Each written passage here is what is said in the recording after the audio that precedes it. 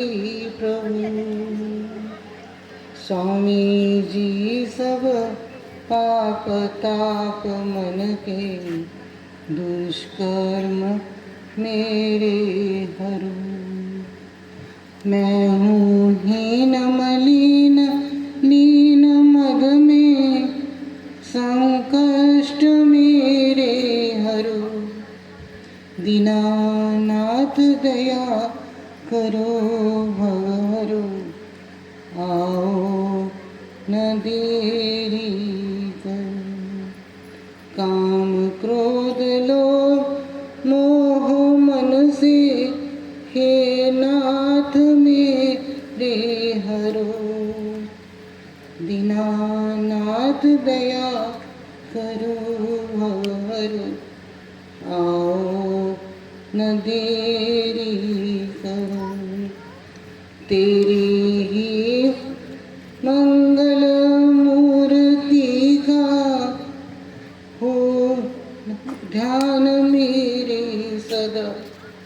तेरा ही भव नाशिकार्य मुख में, हो नाम मेरे सदा। श्री चक्रधर स्वामी की जय।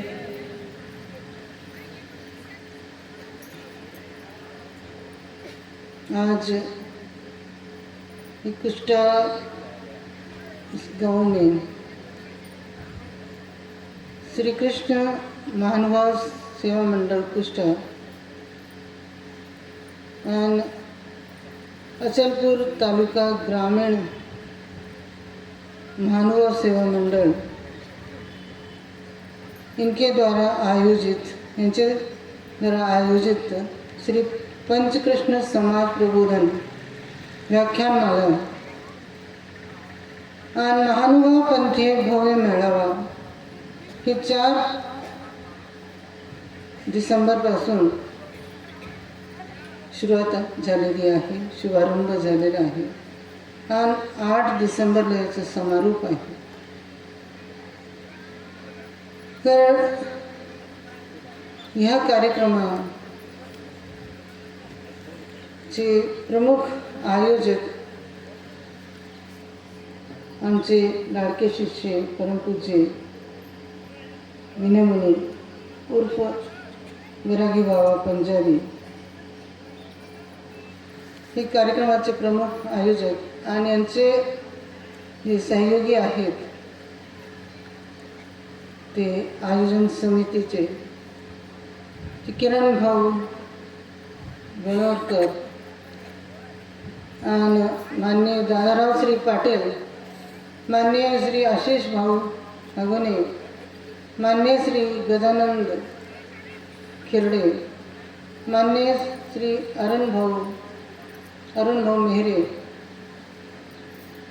माननीय श्री रितेश भाऊ उमक, माननीय श्री प्रवीण भाऊ हगणे आणि माननीय श्री पंकज भाऊ नाथे, माननीय श्री प्रशांत भाऊ हगणे,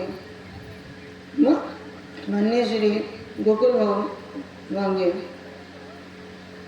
माननीय श्री कुलदीपक भाऊ ठाकरे, माननीय श्री वैभव भाऊ चौधरी, माननीय श्री संजय भाऊ मेहरे, माननीय श्री चंद्रविलास भाऊ मगर, माननीय श्री स्वप्नील भाऊ उमक यांचे प्रमुख आयोजन समिती जे विरागी बाबाचे सहयोगी आहेत आणि मंचावर उपस्थित मुख्याध्यापक माननीय श्री मेहरे साहेब आणि मेहरे ताई,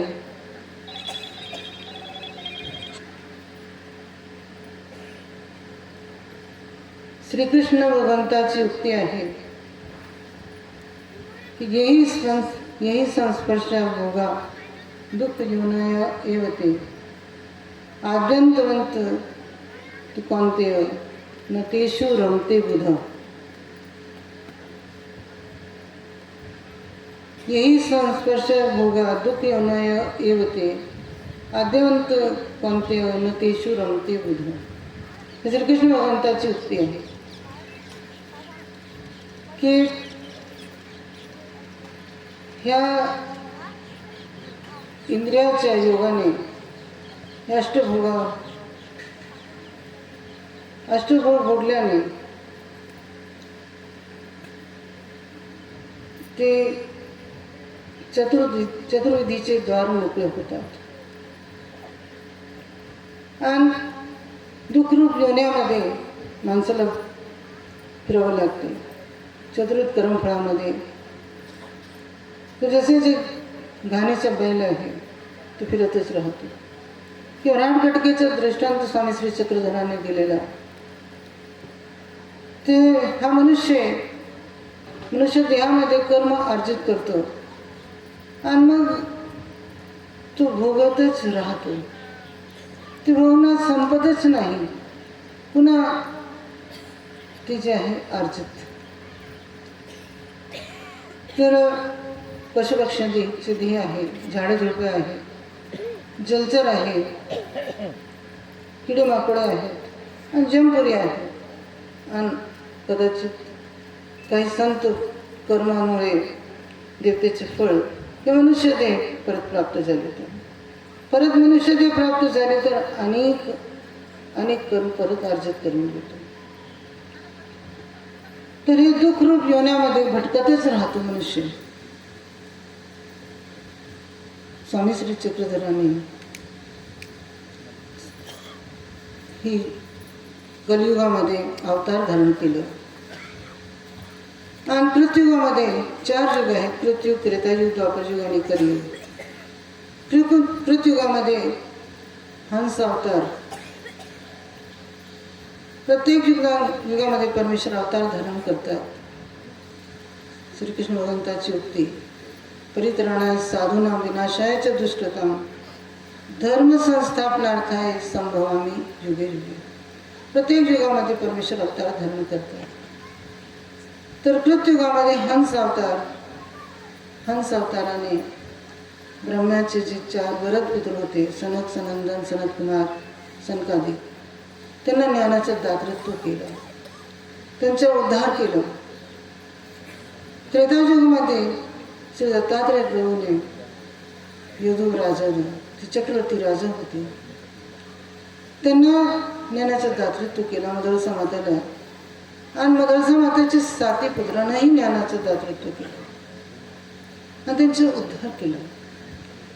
आणि श्री दत्तात्रय प्रभू 4 युगामध्ये राहणारे अवतार आणि अमोघ दर्शन, त्यांचे दर्शन झाले की उद्धार होणारच म्हणजे होणारच. आणि मग द्वापर युगामध्ये श्रीकृष्ण भगवंताने अर्जुनाशी युद्धभूमीमध्येच, कुरुक्षेत्रामध्येच समोर दोन्ही सैन्य उभे आहेत, तिथे ज्ञानाचं दातृत्व केलं. श्रीकृष्ण भगवंताने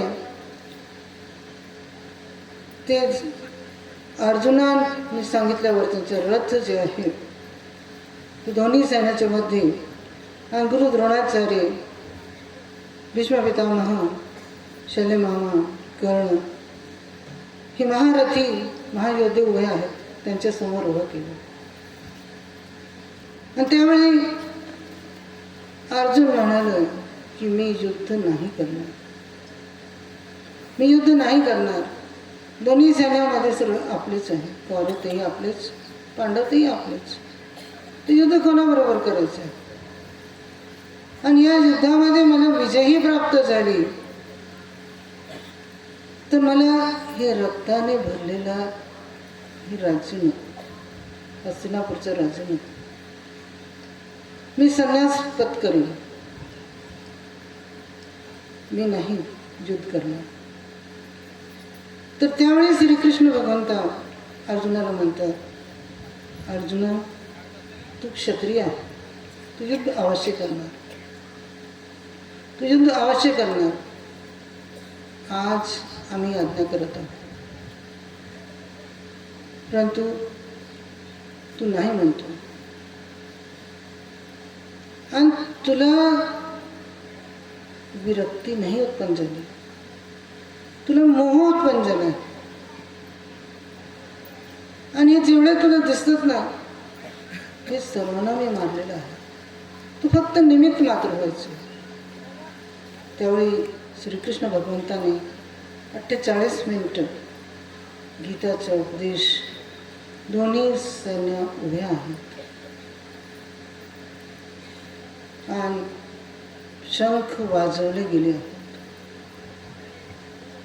आणि त्याच वेळी 48 मिनिटं श्रीकृष्ण भगवंताने अर्जुनाला निरूपण केलं. 18 अध्याय गीतेचे निरूपण केले. आणि अर्जुन हा लर्नेड पर्सन होता, हा विद्वान माणूस होता. 4 वेद, 18 पुराण, 52 उपनिषद, 6 शास्त्र सर्वच जाणतो. आणि इतकंही नाही तर तिन्ही लोकांचे तसे ज्ञान होतं. स्वर्गलोक, पाताळलोक आणि मृत्यूलोक, तिन्ही लोकांचं ज्ञान त्यांनी प्राप्त केलेलं होतं. 14 कला संपूर्ण, श्रीकृष्ण भगवंता 16 कला संपूर्ण. तर प्रमाण सांगता मेरू बुझे, एवढे जे आहे विद्वान होते आणि एवढी त्यांची ग्रस्पिंग पॉवर होती. पटकन थोडक्यात समजून घ्यायचे सर्व.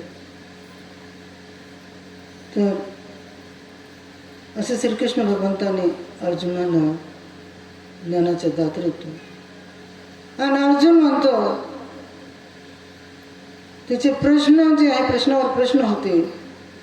आणि श्रीकृष्ण भगवंता पर आणि अवर दोन्ही मिळून त्याचे प्रश्नाचे उत्तर देत होते. परंतु त्याचे सर सांगल्या असे शंका होते. जसं त्यांचे बाण जे आहे का मागे एक फक्त खडक चमकत होता, बाण दिसत नव्हते. तसेच त्यांची शंका पण, प्रश्न पण तसेच होते. आणि मग श्रीकृष्ण भगवंता श्री अर्जुन प्रार्थना करतो, जी आपण जे निरूपण केलं ते सर्व मला समजलं, परंतु माझी इच्छा आहे जे तुम्ही निरूपण केलं मला दाखवा, मला पाहण्याची इच्छा आहे. तर श्रीकृष्ण भगवंताने अर्जुनाशी दिव्य चक्षु दिले आणि विश्वरूप दाखवलं. परंतु तो विश्वरूप पाहून अर्जुन भयभीत झाला. जी हा रूप अच्छा दावा जी, आपलं ते सुंदर वेदक तेजस असे श्रीमूर्त द्विभुजा चतुर्भुजा तेच दाखवावी जी. आणि मग अर्जुन म्हणतो, विश्वरूप पाहिल्यानंतर 8व्या अध्यायामध्ये की जी त्या ज्ञानाने नष्ट मोह स्मृतिर्लब्ध्वा, नष्ट मोह स्मृतिर्लब्ध्वा, माझा मोह नष्ट झालेला आहे, आता मोह नाही राहिला आणि मी शुद्धीत आलो. आता करशे वचनांत, तुम्ही जे म्हणणार ते मी करणार, तुमच्या आज्ञेचं पालन कर. तर ज्ञानाने अज्ञानाची निवृत्ती, हा दिवा लावला, ज्ञानाचा दिवा, तर याच्याने काय, ज्योतिषमपी तज्ज्योती तमसः परमुच्यते.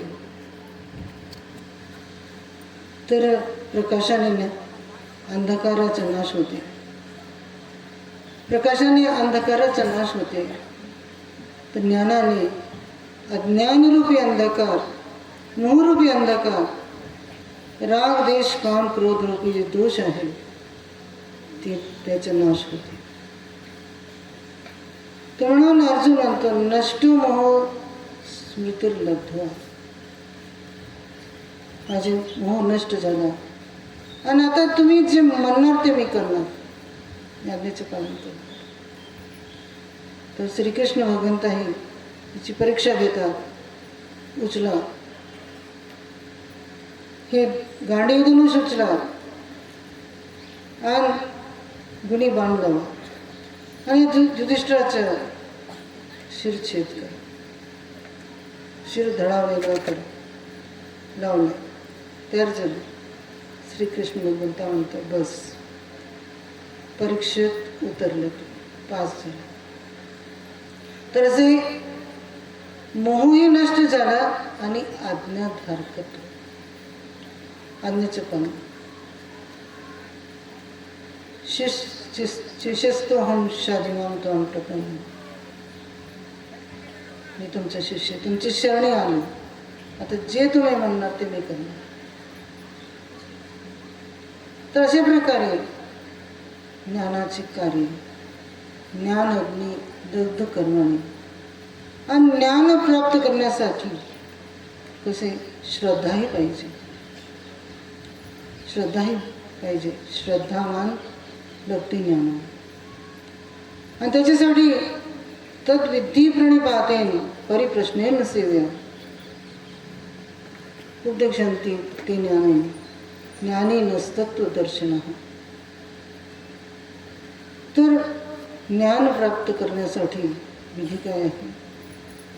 प्रणिपातेन, नमस्कार करून आणि नम्रवृत्तीने निरहंकार अशा प्रकारे जे आहे तिने करून गुरुजनापाशी जाऊन जिज्ञासा करणे, आपली जे आर्त दाखवणे, आर्त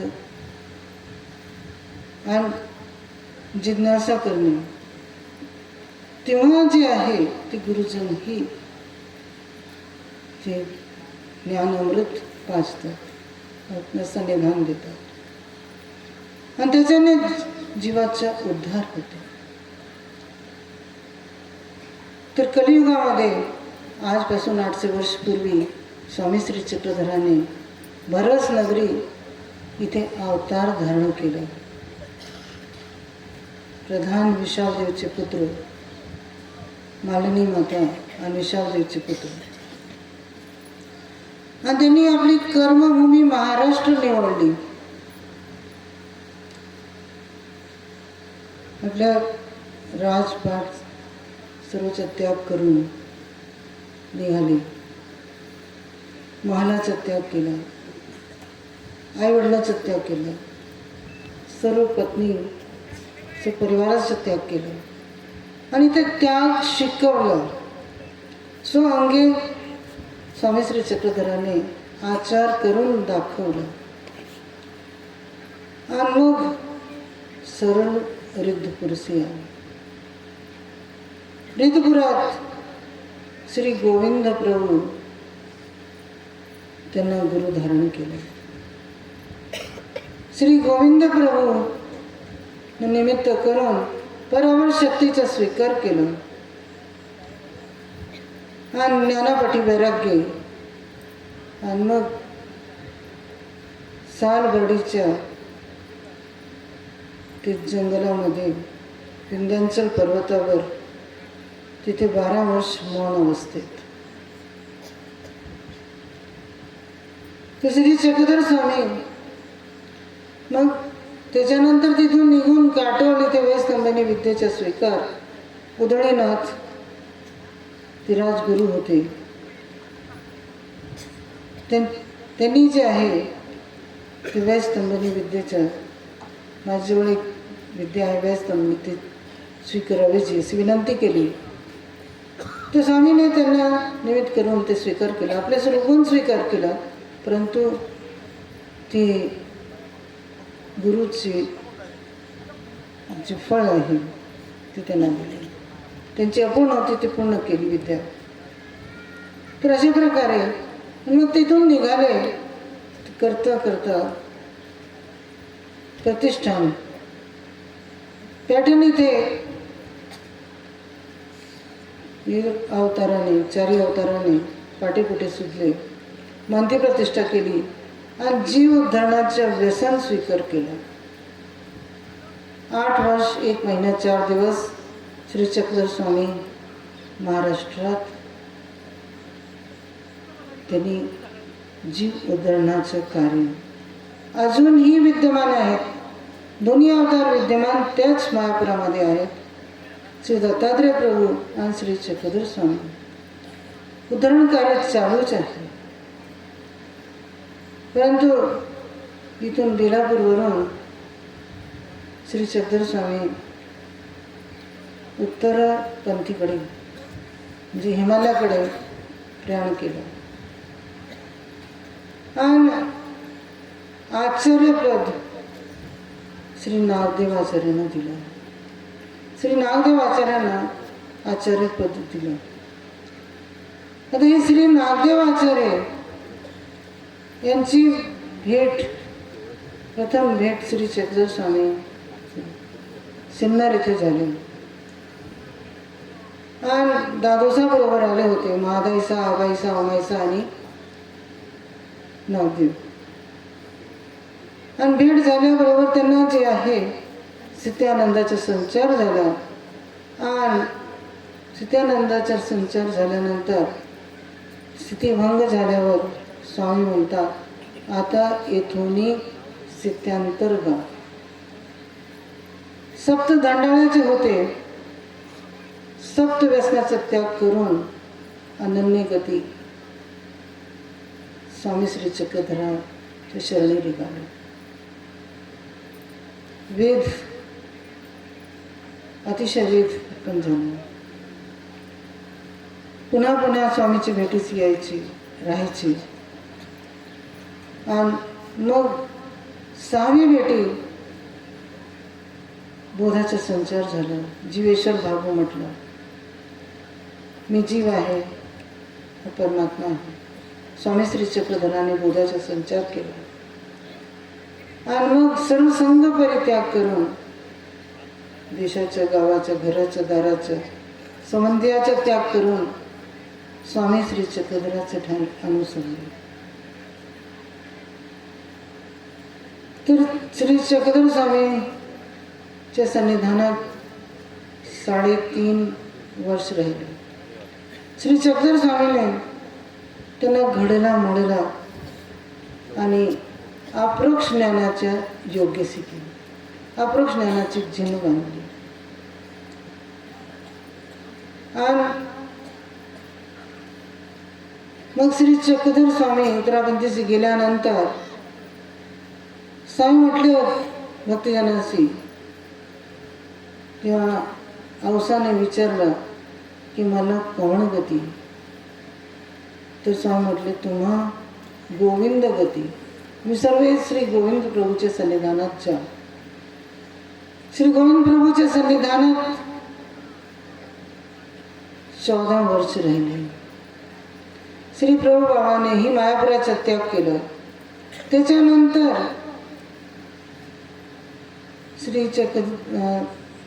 श्री नागदेव आचार्य भक्तजनाशी म्हटले की चला आता गंगातीर नमस्कार करायला जाऊ.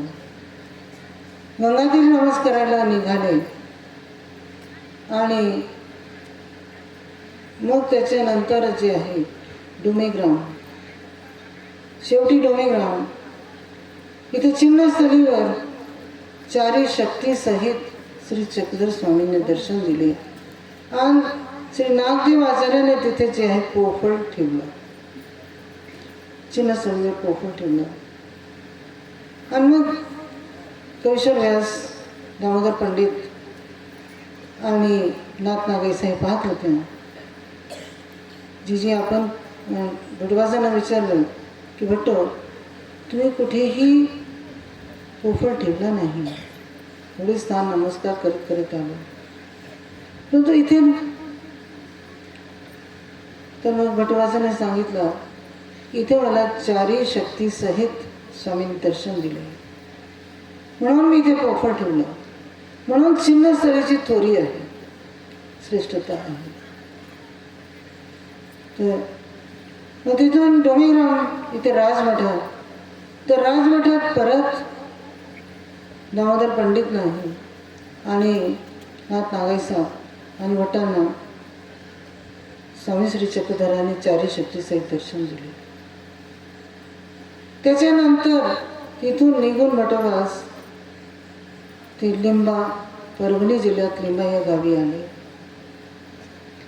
आणि तिथे राहिले. तर 500 गुरुकुल त्यांच्या सन्निधानात. तर श्री नागदेव आचार्यांना दोन्ही उभे गंगातीरी जे आहे, गोदावरी नदीच्या दोन्ही तीरावर लोक त्यांना वेदवंती नागदेव म्हणायचे. लोणी येथे बरोबर स्वामी श्री चक्रधरांनी सांगितलं की तो राणा जे आहे तो मंदिराला टाळे लावून चाललेला आहे. स्वामी पारनेरवरून भक्तजनासहित येत होते, तर त्याचे थांबवा. तर वटवास इथून म्हटले, हे राणे हो, थांब थांब. तर स्वामी वटाला शिक्षा पण करतात. अरे तू महात्मा नव्हेसी, महात्म्याचे काय असे बोलले. तो पुजारी थांबला. मग स्वामी त्याची म्हणतात, राणे हो, तुम्ही निकेने असती, तुमच्या कुटुंब निकेने असती हो जी, तर मला हा देऊळ उघडून देतात, मला बिडारासाठी राहण्यासाठी जागा करून देतात हो जी. तर आता जिथे त्यांचे बोलणे असे होते तर स्वामी त्यांना जे शिक्षा पण केलं आणि त्यांचेच भिक्षा या शब्दाने ते रडतेमुळे लहान बाळ ते रडत असताना गप्प बसायचे, भांडत असताना दोन जण तर त्यांचं भांडण सुटायचं. असे ते वेदवंती नागदेव. तर त्यांच्या सन्निधानात हे 500 गुरुकुल. कवीश्वर व्यास, केशराज व्यास. तर केशराज व्यास त्यांना 40 वर्षाची त्यांची वय होती, खूप सुंदर होती आणि तरुण वयाचे. तर विठोबाजांना पाहताच, त्यांचे दर्शन होताच त्यांना वेद उत्पन्न झाला. त्यांनी श्रवण केलं, म्हणजे उपदेश घेतला आणि मग अनुसरले. त्यांचे नुकतंच लग्न झालं होतं. काही न विचार करता ते भट्टांजवळ त्यांच्या सन्निधानातच अनुसरले राहिले. त्यांचे सासरे, त्यांची पत्नी, त्यांचे भाऊ ते वापिस त्यांना घेऊन गेले, परंतु ते विरक्त झालेले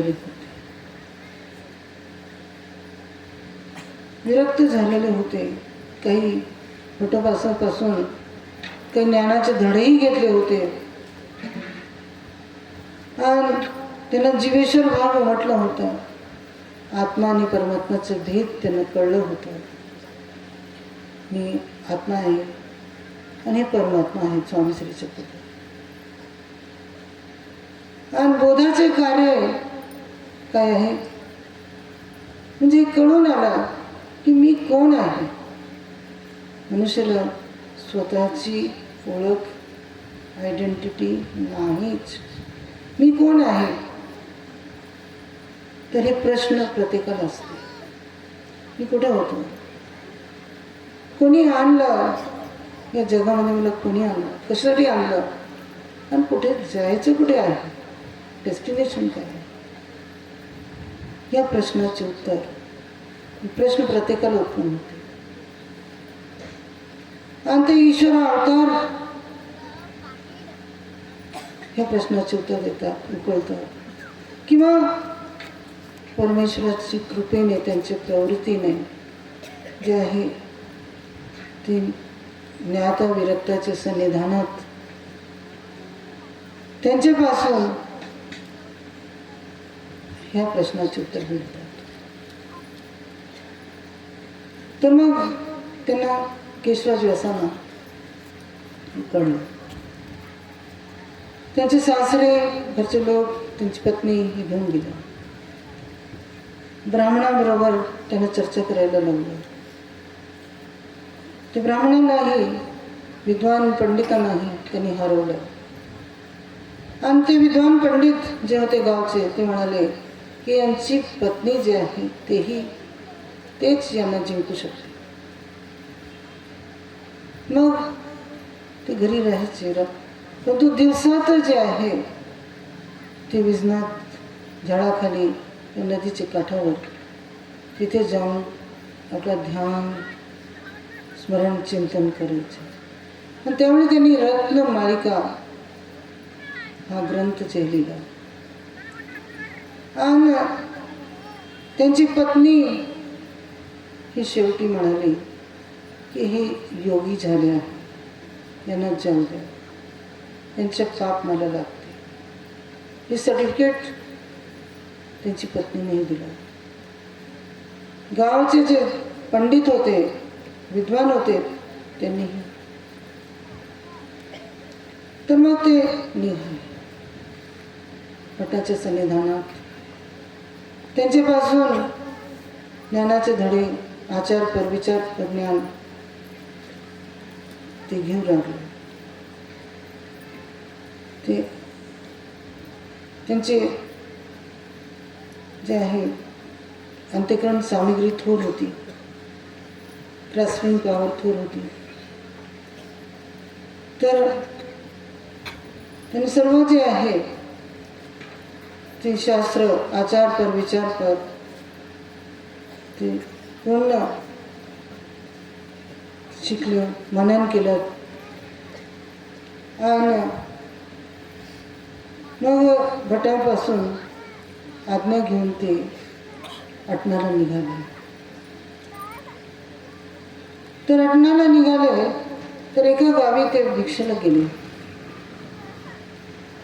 एका गावी एका घरी ते भिक्षेशी.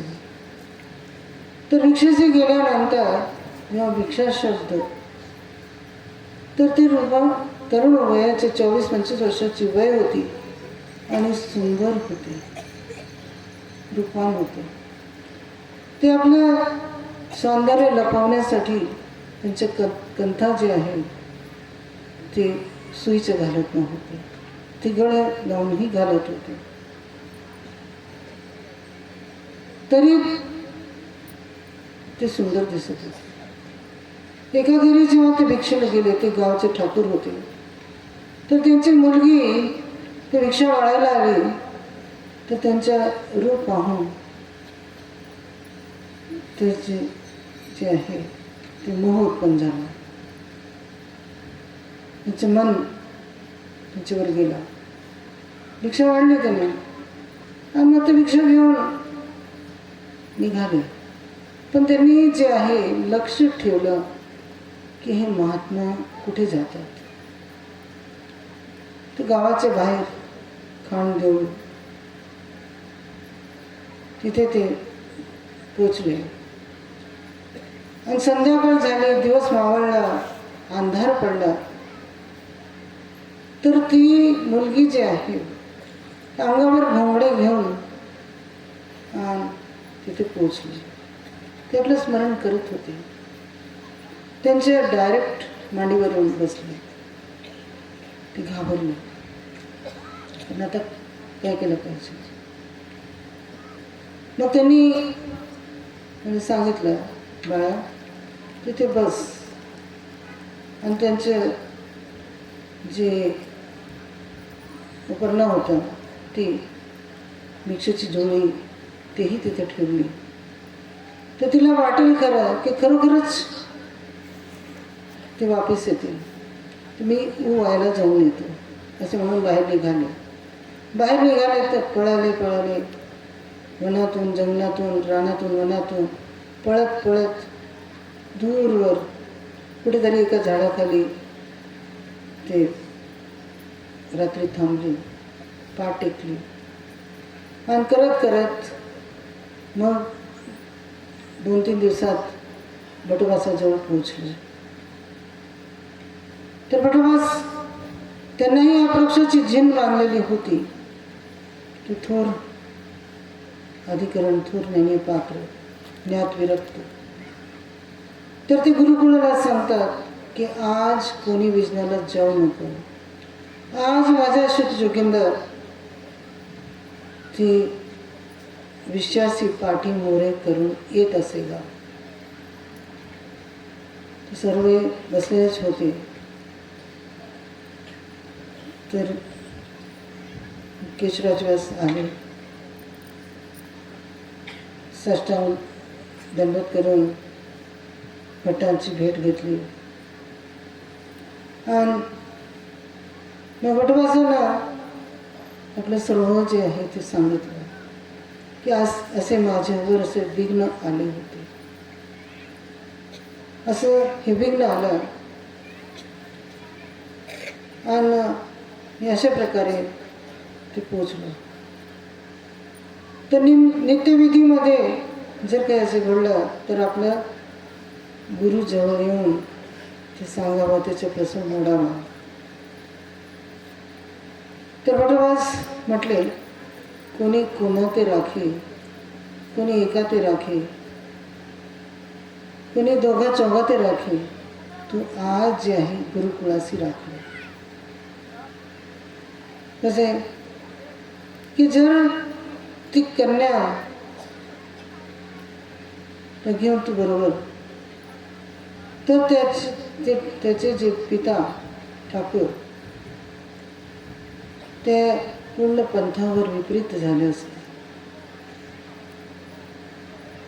तर तू पंथातही राखलं, मार्गातही राखलं. तर असे हे आहे, त्याच्यात आहे काय कसे केशवराज व्यास की विषयाचा विंटाळ लागून नेदावा, हा मनवा कवणीकडे जाऊ नेदावा. बहुत वेळेस तुझ्या ठाई व्हावा, तिने तू हृदयासी येसी,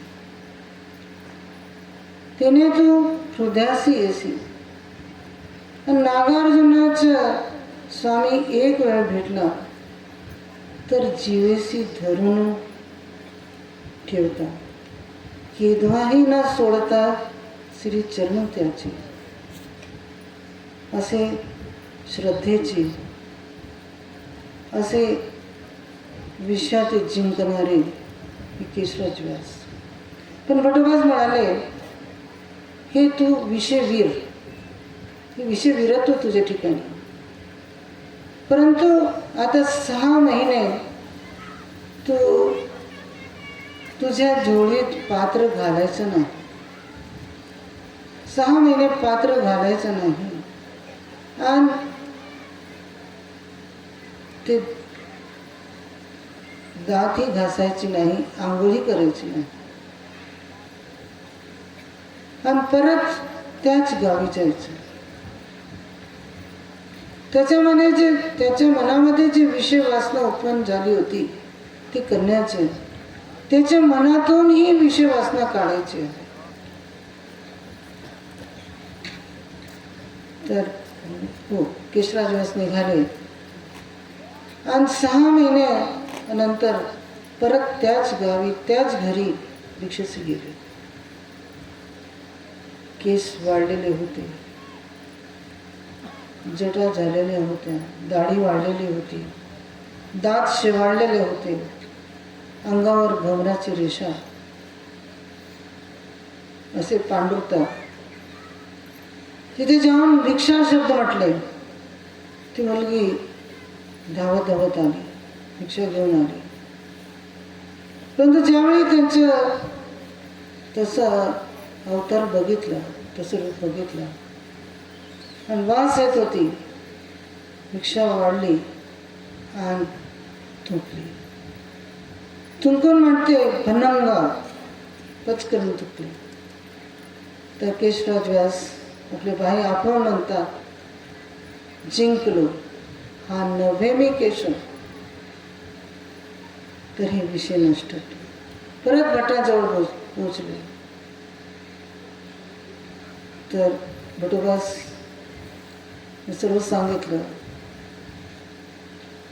तर भटोबास आनंदित झाले, खुश झाले, प्रसन्न झाले. गुरुची प्रसन्नताही, आचार्याची प्रसन्नताही अर्जित केली. तर असे थोर पात्र ते होऊन गेलेले. तसेच एक आता हल्लीही असं नाही की त्यावेळी होते, आजपासून 700 वर्ष पूर्वी, 800 वर्ष पूर्वी नाही, आताही पंजाबमध्ये एका जालंधर या गावी तिथे एक मुलगा, त्याने उपदेश घेतला, थोडं ज्ञानाचे धडे घेतले. त्याचं मन विरक्त झालं, अनुसरायची वासना. परंतु एकुलता एक मुलगा, आई वडील निघू देत नव्हते. तू लग्न कर, मुलगी पाहिली. तर तो ठीक आहे, मी लग्न करतो. परंतु त्या मुलीला तो काय म्हणतो, हे पहा, तू माझ्याशी लग्न करशील, परंतु मी तुला पतिसुख देणार नाही. बहिणीसारखं माझ्यासोबत राहायचं तर ठीक आहे. सासू सासऱ्यांनाही सांगून दिला, परंतु ते लोक सर्व म्हटले, जेव्हा लग्न होईल आपोआप टिकून जाणारे भाव चालले जाणार, विरक्ती सर्व चालले जाणार. परंतु त्यांनी नाही तर नाहीच. त्या मुलीबरोबर त्यांनी जे आहे बहिणीचाच संबंध ठेवलेला आणि तिलाही प्रवृत्त केलं, तिलाही अनुसरणाशी प्रवृत्त केलं. तर आज त्यावेळी होता, परंतु आज पण असे आहेत. असे पण बहुरत्ना व सुंदरा, रत्न एका जड एक रत्न आहे. जन्म क्षेपणारे आहेतच, त्याग करणारे आहेतच, विषय विरत्व विषय नष्टत्व असे आहे.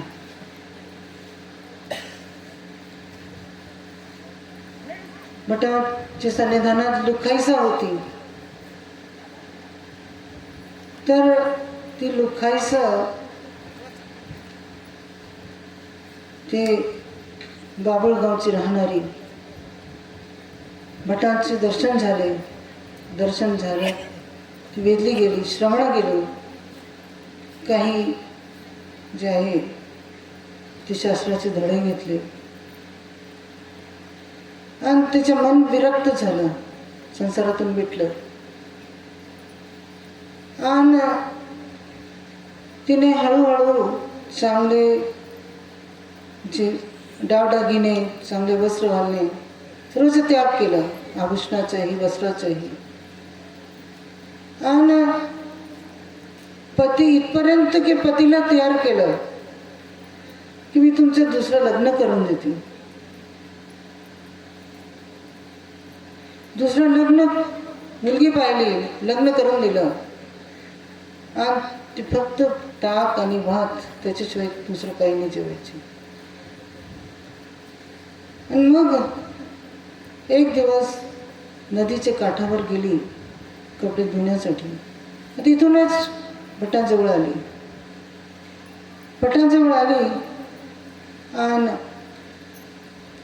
आणि मला अनुसरली. भटवासाने तिला परमेश्वरपुराला पाठवून दिलं. त्याचे घरचे लोक आले. भटवास म्हणलं, पाहून घ्या, तुम्हाला भेटले, इथे तर कोणी नाही. ते चालले गेले. 1 वर्षानंतर ती भटांजवळ आली. तर भटवास म्हणतात तुझ्या गावीच्या दावल दाखवण्यासाठी जा, आणि तुझ्या घरी जा, तिथे घरीच भिक्षा माग. आपल्या गावी आपल्या घरी जाऊन भिक्षा माग. ती गेली, ती गावी गेली. घरी जाऊन भिक्षा शब्द म्हटली. त्याच्या पती ओसरीवर बसलेला होता. तिने पाहिलं, भिक्षा आणून त्याची झोळीत टाकली. आणि मग ती म्हणते, मला ओळखलं का? त्यांनी मग पाहिलं. तो काय म्हणतो, हो आई ओळखला, हो आई ओळखला. त्याच्या मनातून विषय वासना निवृत्ती.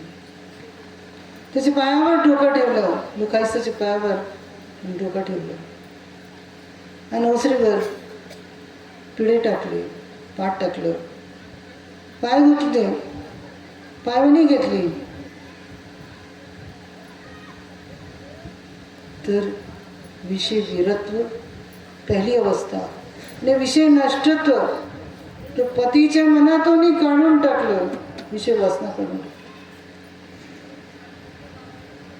तर असे आपले महानुभाव पंथात असे ज्ञात विरक्त भक्ती पुरश्चर असे होऊन गेलेले.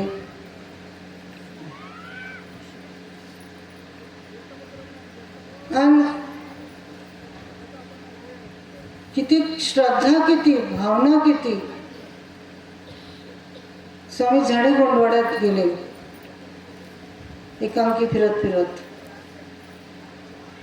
तर ते आदिवासी लोक, गौंड लोक, स्वामीचे दर्शन होताच ते वेधले गेले.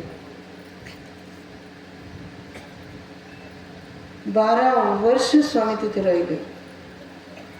आणि ते भात वेळूमध्ये टाकून भात शिजवायचे, पत्रावळीवर टाकायचे आणि डोण्यामध्ये तिथूनच जंगलातूनच मध आणून मध आणि भात हे आरोग्यासाठी. स्वामी विहरणासाठी जायचे.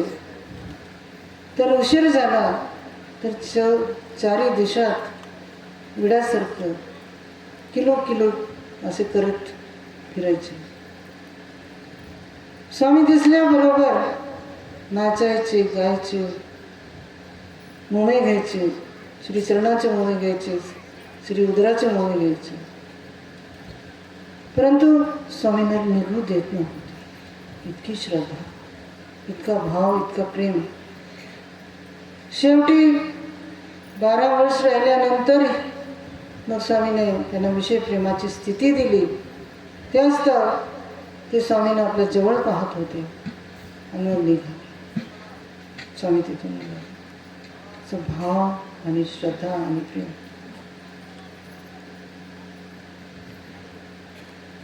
भिंगार इथे लहानसा मुलगा, छोटासा, भाईदेवचं नाव होतं.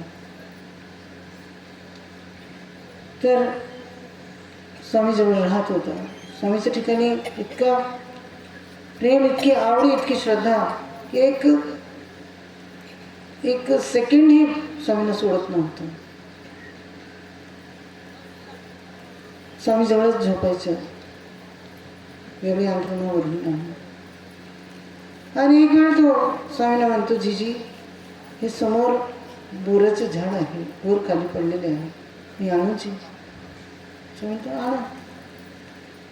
तो तिकडे जाऊन तो बोर वेचून आणि चाखून बघतो.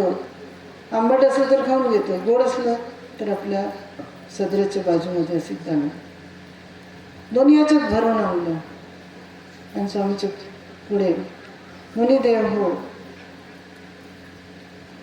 बोर गोड आहे, खा. स्वामी त्याचे उष्टे बरे खाऊ लागले. तेवढं बायसा येते. बायसा म्हणते, अरे बरं स्वामींना तू उष्टे बरे खाऊ घालत आहे. स्वामी म्हणतात, त्याचे भाव तर उष्ट नाही ना, भाव किती थोर आहे की गोड बोरे खाऊ घालून बायसा उचलून घेते, धुवून त्याचे बी काढून स्वामींना एका वाटीत आणून देते. तर स्वामी त्याचे ते उष्टे बोरे आरोग्य करतात, आरोग्यतात. तर भाव कसा असावा. तसेच जे आहे साधाचा भाव. एक वेळ साधा जे आहे ते आंघोळीसाठी जाते आणि विहिरीवर ते पिवळे फूल, रिंगणीचे फूल असतात, ते फूल तिथून आणते आणि स्वामीची रिंगणीच्या फुलाने पूजा करते, अष्टांग पूजा करते. आणि त्यांची स्वामीच्या समोर एक माता आणि तिची मुलगी बसलेली. तर स्वामी साधाला म्हणतात, बाई देव स्वर्णपुष्पी पूजित आहे. ती मुलगी ते फुलं जे आहे ते स्वामीच्या श्रीकरातून असे आसळून घेते. म्हणते हे तर रिंगणीचे फुलं आहे. तर स्वामी म्हणतात, तिचे जे भाव आहे ते स्वर्णासारखं आहे, जणू काही स्वर्णपुष्पाने तिने पूजा केली असा भाव आहे. तर भाव परमेश्वर वस्तूचा नाही, त्याच्यातून जे भाव आहे त्याचा स्वीकार करतात.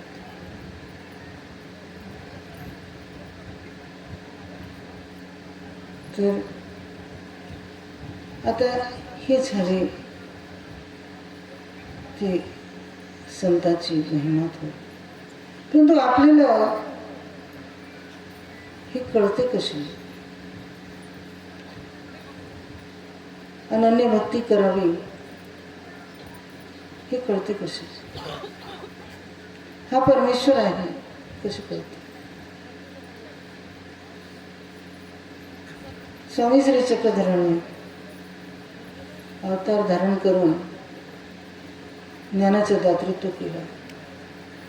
परंतु चारी साधन पण सांगितले, स्थान, प्रसाद, वासनिक, भिक्षु. हे चार जे साधन आहे. आता जर समोर स्वामी असले तर त्यांच्या श्री चरणी नमस्कार करावा. परंतु समोर स्वामी नाही, परमेश्वर अवतार नाही, तर वंदन कुठे करावा, नमस्कार कुठे करावा, आरती कुठे बोलावी.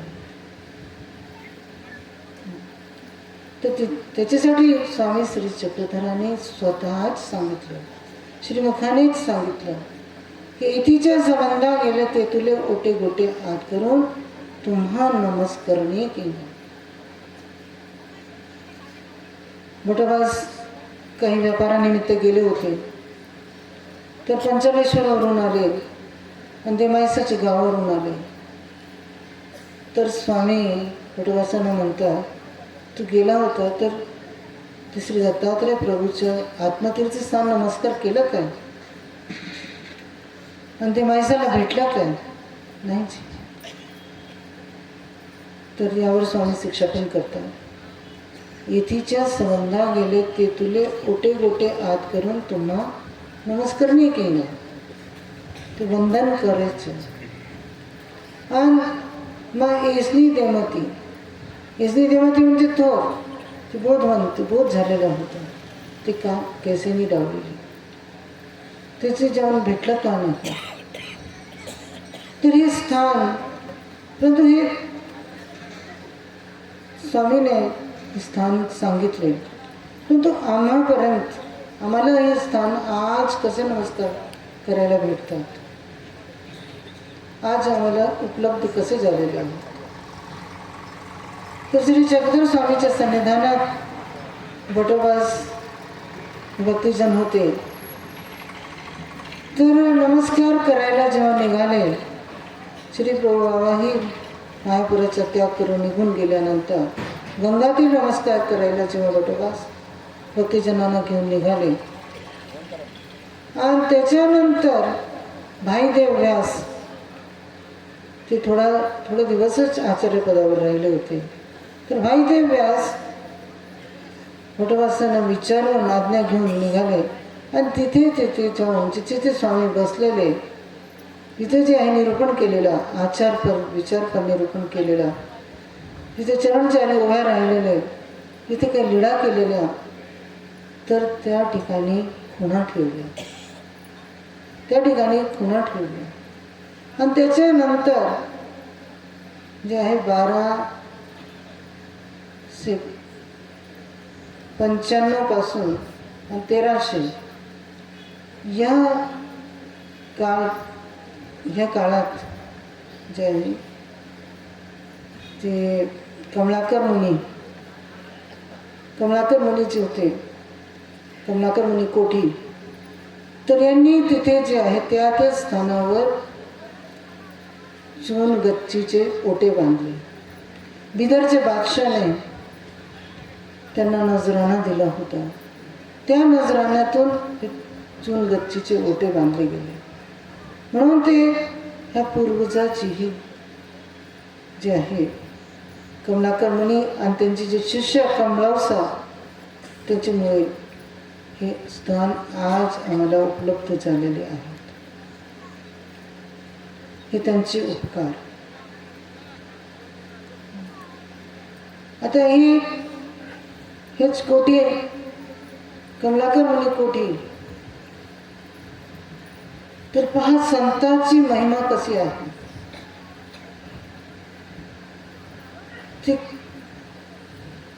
कमलाकर मुनी कोठी जे होते दुसरे 13व्या शतकाचे. तर ते एक विहिरीच्या तिथे आणि एका झाडाखाली विजनाला बसलेले होते. तर गुलबर्ग तिथलचा तो बादशाह, बिदरचा तो बादशाह, त्याची काही रोग प्राप्त झाला. तर अनेक वैद्य अनेक उपाय केले, परंतु तो काही रोग काही बरा होईना. फार त्रसित झालेला होता, फार दुःखस्थ झालेला होता. तर मग तो निघाला, कोणाला न सांगता महालातून निघाला आणि ते विहिरीकडे, म्हणजे आत्मघातासाठी. तर ते तिकडे आलं तर त्यांनी ते झाडाखाली हे संत बसलेले होते. तर त्यांच्याजवळ आला, नमस्कार केला. तर ते कमलाकर मुनी विचारतात की तुमच्यासोबत तुमची कोणी सैनिक वगैरे, काही प्रधान सैनिक कोणीच नाही, ठीक आहे, तुम्ही एकटेच कसे? तर तो राजा काय म्हणतो, तो बादशाह, अशी गोष्ट आहे की मला हा रोग, असाध्य रोग प्राप्त झाला आहे, कशाने बरा होऊन नाही राहिला. तर मी कंटाळलो, जीवनाला कंटाळलो आणि आत्मघातासाठी निघालो. तर ते संत म्हणाले, तुम्हाला रोग कुठे? ते दाखवायला लागलं तर त्याचा रोगच नाही, त्याची काही ते रोग दिसेना. तर त्यांच्या म्हणजे त्या संतांना त्यांनी सांगितलं की मला हे दुःख आहे, रोग आहे, व्याधी आहे. तर त्यांच्याच दर्शनाने, त्या संतांच्या दर्शनाने त्याचं तर बादशाचं रोग बरं झालं. तर दर्शनाची इतकी महिमा आहे. तर असे ज्ञात विरक्त असे महानुभाव पंथात होऊन गेलेले संत नाथोबा कसे जे आहे अलिप्त, कसे जे आहे निरालंबी, कशाचीही इच्छा नाही, असे नाथोबा. स्वामीच्या सन्निधानात होते. तर असे कोणी संत पाहिलाच नसत. तर नाथोबाच्या ठिकाणी एकच श्रेष्ठ गुण होता, हृदयशून्य होते, परंतु आज्ञाधारकत्व हा गुण होता. आज्ञाधारकत्व या गुणामुळे त्यांचे 7 जन्म लेखी लागले. तर त्यांच्या मनामध्ये की मला जे आहे स्वामीच्या ठिकाणी चांगला उपहार करायचा आहे. तर स्वामीने त्यांना जे भीक मागायला, सातारा पसरवायला सांगितलं. ते बाजार भरलेला, तू इथे बस, अंगरूळ मंगरूळ असे म्हण, आणि कोणी जे काही टाकलं ते चदरीवर, ते दिवस मावळेपर्यंत ते बस. तर अशा प्रकारे त्यांनी जे आहे स्वामीच्या ठिकाणी उपहार केला होता. आणि स्वामी उत्तरापंथीशी गेल्यानंतर ते अटल विजन, भिक्षाभोजन आपलं असे चर्या करत होते. तर त्यांना एक दिवशी जे आहे द्रव्याची कढाई दिसली. एक कढाई भरलेली, हिरे जवाहरात अशरफ्याने भरलेली. तर त्याच्यावर ते अवकाशाशी बसले आणि त्यावेळी तर मला भीक मागायला, आता मी हे द्रव्याचे काय करू. त्यावेळी मला हे द्रव्य भेटलं असतं तर मी स्वामीच्या ठिकाणी भजन पूजन अवंचिकत्व क्रिया केल्या असते. मी आता काय करू. तर असं कोणी संत, असं कोणी आहे काय की द्रव्यावर ते अवकाशाशी बसले. किती निरालंबनता, किती निस्पृहता,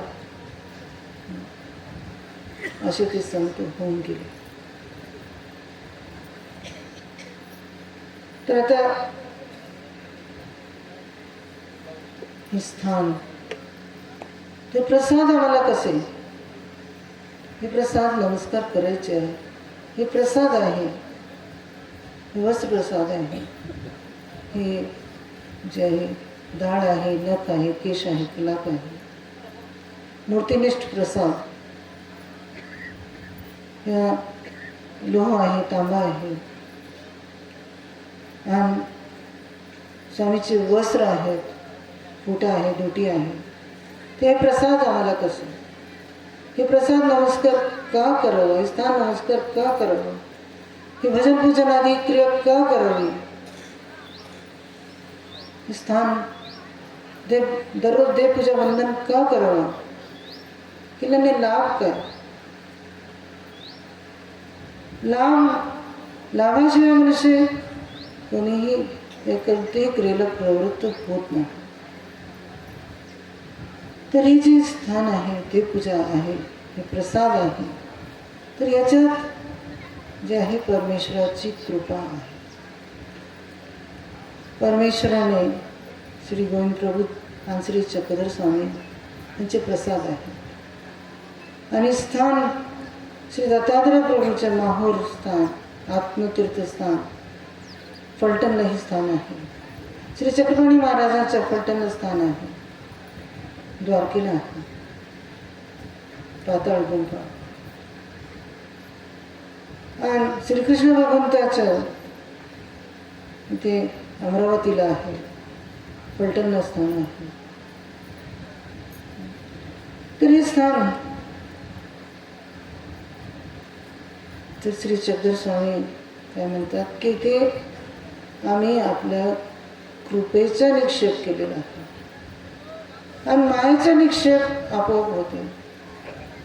त्र्यंच अवताराचे श्रीचरण पडले तर माया आलिंगनी ठेवते, मायेचा निक्षेप होते, आणि परमेश्वर आपल्या प्रसन्नतेचे कृपेचा निक्षेप मनोधर्म धारण करून करते. तर ती कृपा म्हणजे दुःखाचा नाश करणारी आणि सुख देणारी. परंतु नमस्कार केल्याने त्रिकाळ पूजा नित करणे, 3 टाईम, सकाळी, दुपारी आणि संध्याकाळी. तर हे देवपूजा केल्याने लाभ काय, वंदन केल्याने लाभ काय, की त्याच्यात जी कृपा आहे, त्याच्यात जी कृपा आहे ते दुःखाचा नाश करणारी आणि सुख देणारी, म्हणजे ती ब्लेसिंग्स, आशीर्वाद करणाऱ्याला भेटते. नुसता असा नमस्कार केला तरी नमस्कार केल्याबरोबर तेव्हाच इन्स्टंट लगेच आपल्या कर्माचा नाश होते, कर्माचा नाश होते आणि सुख शांती ती प्राप्त होते. तर मग माणसाला काय पाहिजे, काय पाहिजे, सुख पाहिजे ना, दुःख नको ना. सुखासाठीच धडपड आहे ना. सर्व धडपड जे आहे ती कशासाठी आहे, सकाळपासून शेतकरी आहे तर सकाळ 4 वाजता सकाळी उठून पाणी शेतात द्यायचे आहे, सकाळपासून तर सायंकाळपर्यंत. आणि जर तो जे ऑफिसमध्ये काम करणारा तर आज तो 12 तास लॅपटॉपवर बसून काम, तर कशासाठी, मान पाठ एक होऊन जाते. कशासाठी, ते लहान मुलं, लहान 3 वर्षाचं लेकरू झालं नाही की शाळेत, कशासाठी, सुखासाठी. सुखासाठी सर्व धडपड आहे. तू मिळते काय, द्रव्याने सुख मिळते काय, अष्टभोगाने सुख मिळते काय. त्रेतायुगामध्ये, त्रेतायुग आणि जदू चक्रवर्ती राजा आणि श्री दत्तात्रय प्रभू त्याच्या तपोवनामध्ये, विदुराजाच्या तपोवनामध्ये एका झाडाखाली बसलेले. तर राजा तिथे शिकारासाठी जातो, भेट होते. श्री दत्तात्रय प्रभूचे दर्शन होतात. त्यांची लावण्य, सौंदर्य, तेजोमय, शांतमय मूर्ती पाहून तो राजा वेधला गेला. श्री दत्तात्रय प्रभूचे जवळ आले, श्रीचरणी नमस्कार केला आणि काय म्हणतो, जीजी आपले गुरु कोण आहे, आपले गुरु कोण. त्यालाही समजत नव्हतं की परमेश्वर आहे, कोणतरी संत, महान संत. तर श्री दत्तात्रय प्रभू तो म्हणतो की मी एक यदू आहे, यदू राजा आहे, माझं नाव यदू आहे, चक्रवर्ती राजा आहे, अष्टभोग परिपूर्ण आहे, माझ्या अंगावर हे बेशुमार किमती वस्त्र आहेत आणि अलंकार हिरे जवाहरात आहेत आणि माझी एवढी प्रजा आहे, एवढे सैनिक आहे, एवढे मंत्रिमंडळ आहे, पण मला शांती नाही, सुख नाही, चैन नाही. पण तुमच्या अंगावर कपडे पण नाही, एक कपिन आणि कमंडलू आहे, काही आनंदनी नाही, तरी एवढे शांत चेहरा, एवढं तेजस, शांतमय, धैर्यवान कसं. तर अष्टभोगाने चक्रवर्ती राजा का होईना, त्याची द्रव्याने सुख शांती समाधानी नाही. तर श्री दत्तात्रय प्रभू म्हणतात, हे राजांनी 24 गुरु धारण केले आहे, एक नाही 24 गुरु. आता ते परब्रह्म परमेश्वर अवतार, सर्वगुण संपन्न, त्यांनी गुणापासून काय गुण घ्यायचे, परंतु ते आम्हाला हे सांगण्यासाठी की प्रत्येक वस्तूतून मनुष्याने गुण ग्रहण केला पाहिजे, गुणग्राह्य दृष्टी असली पाहिजे. दोष पटकन दिसते, थोडंसं छिद्र असलं ते लगेच दिसते. तर गुणग्राह्य दृष्टी असावी असे. तर म्हणून 24 गुरु मी धारण केले. पृथ्वी माझा गुरु, वायू, जल, आकाश, सूर्य, चंद्र, कपोत पक्षी, हरण, हाती, मधमाशी, अजगर आणि कातीन, सर्प, बालक, कन्या असे माझे 24 गुरु भिंगरुटी असून. तर यापासून या वस्तूपासून मी हा गुण धारण केला. तर असे तर चक्रवर्ती राजा का होईना त्याचे सुख नाही. तर सुख, शांती, समाधानी ते नमस्कार केल्याने, वंदन केल्याने त्याची कृपा आहे. परमेश्वराची कृपा आपल्यावर वर्तते, दुःखाचा नाश होते. जे कर्म आपण केलेले आहेत अनंता सृष्टी, अनंता जन्मी, मनुष्य पाप कर्म जास्त करतो की अधमती ते सर्वदा, अधमती ते सर्वदा. म्हणून हा आत्मा काळाकूट झालेला आहे. जे कर्म मनुष्य करतो त्याचे चिन्ह आत्म्यावर लागतं आणि ते भोगावेच लागतं. मानसिक कर्माची कर्म, शारीरिक कर्म. तर ते कर्माचा नाश कसे भोगून ईश्वरिक नास्य का भौगिक नास्य. तर ईश्वरिक नास्य म्हणजे ईश्वराची कृपेने, म्हणजे वंदन केला, प्रसाद वंदन, देवपूजा वंदन, त्याच्याने ती कर्म जे आहे आत्म्यावर लागलेले ते पुसले जातात. दुःखाचा नाश होते आणि सुख शांती ते प्राप्त होते. तर प्रसादाची महिमा, स्थानाची महिमा. तर स्वामी प्रसादाविषयी खडकोली इथे स्वामी इंद्रभट्टासी ते प्रसाद फुटा प्रसाद दिला. इंद्रभट्ट स्वामीच्या सन्निधानात आलेले होते. त्यांना खरंच लागली. तर ते वैद्याकडे जाऊन त्यांनी तेल आणलं आणि आता स्वामीच्या सन्निधानातच हे कर्माचं भोग होईल. आणि तेल लावून ते उन्हात समोर बसलेले होते. स्वामीही बाहेर पट्टेशाळेत होते. पण स्वामींना ते प्रसाद देण्याचं आणि परमार्गाचा हेतू देण्याचं हा जे आहे मनोधर्म झाला, प्रवृत्ती झाली. तर फुटा मागवला आणि पाहत होते. तर बाईसाही बटोबास हे म्हणतात, जीजी इंद्रभट्टाकडे पाहत होते, जीजी इंद्रभट्टाशी बोलव. हो. तर इंद्रभट्टाशी तो फुटा देतात स्वामी आणि म्हणतात आता याचं विधी काय आहे जीजी, तेही आपणच सांगावं जी.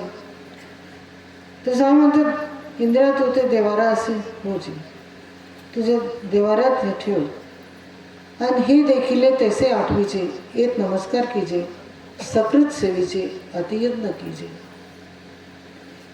तर हे नमस्कार करावा. नमस्कार पण सकृत, नदी 2 दिवस आड गेल्यानंतर नमस्कार करावा. आणि जसे तू आमची श्रीमूर्ती पाहिली तसे जे आहे श्रीमूर्ती ध्यान करत नमस्कार करायचा आहे. आणि अतियत्नपूर्वक याचा संभाळ करायचा आहे. तर असे जे आहे ते फुटा दिला. आणि स्वामी मग दुसरी वेळ ते डोमेग्रामी प्रसन्न मोठी स्वामी डोमेग्रामला असताना तर बाईसा मी स्वामीनं जे आहे स्नान घातलं आणि ती वस्त्र आणायला विसरली होती. स्नान झाल्यानंतर ती वस्त्र आणायला धावली. तर स्वामीने तेवढ्यात जे आहे उदासीनता स्वीकार केली. उदासीनता स्वीकार केली आणि प्रसन्न मठात जाऊन असे उताने पडले. बाईचं वस्त्र घेऊन आली तर पाहते की स्वामी नाही. स्वामीचे बोलले फुटप्रिंट्स बघितले, पाऊल असेल, दिवा पाजळत असेल. स्वामीची अशी अवस्था आहे. 1 सेकंडसाठी हटोबास ते स्तब्ध राहिले आणि मग म्हणतात, जे श्री प्रभू बाबाने जे फोटा प्रसाद रूपाने पाठवलेला आहे तो आणा. धावत गेले, आणलं. वडवासाने हाती घेतलं, उकललं. आता थोर कोणी जर थोर असले, ते जर रागात असले तर कोणाची हिंमत वाढत नाही समोर जायला. आता कसं जाऊ? ते उकलली दुटी, त्याच्या मागे स्वतःला लपवलं आणि म्हटले, जीजी ही दुटीच सोय करी जोजी. तर श्रीप्रभू बाबाने पाठवलेली प्रसाद रूपाने ही दुटी पाहिली आणि पाहिल्याबरोबर उठून बसली की ते श्री गुरुने पाठवलेलं हा प्रसाद आहे, श्री गुरुची वस्तू आहे. तर ते पाहून आनंदित झाले. ते जे मायापूर त्याग करणं एवढी जे आहे उदासीनता आलेली होती, उदासीनता गेली. उदासीनता पहिले का आली की बाईसाहेब आता हे जीवावर स्वामी उदास होऊन जातात की केवढा कष्ट. स्वामी म्हणतात की तुम्ही अव्यक्त म्हणतो, परमेश्वराशी म्हणतात, तुम्ही आमचे दुःख केली जाणते.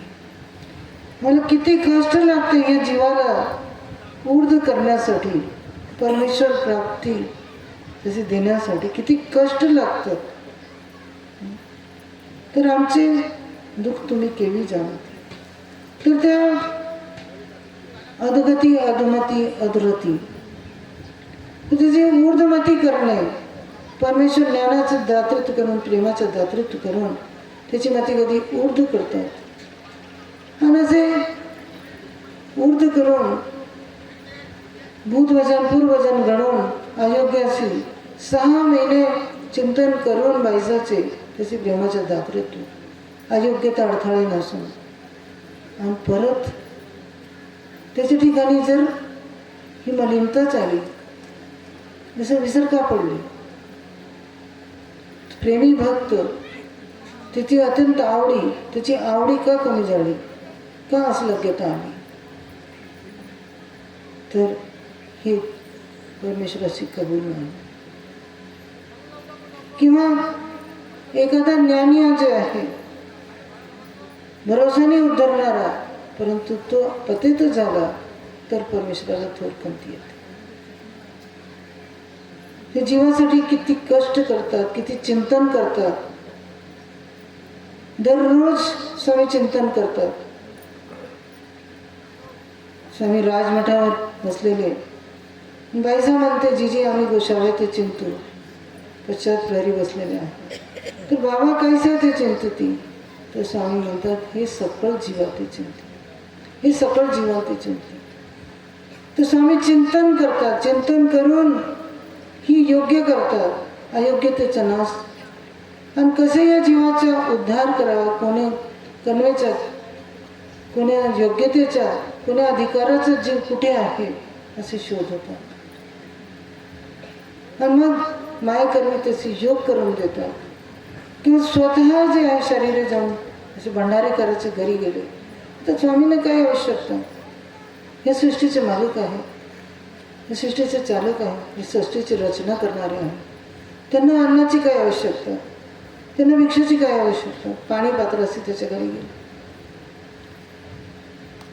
तर कशासाठी गेले, त्या जीवाच्या उद्धारासाठी, भिक्षेसाठी नाही. भट्ट मागील फांकी का पाहू.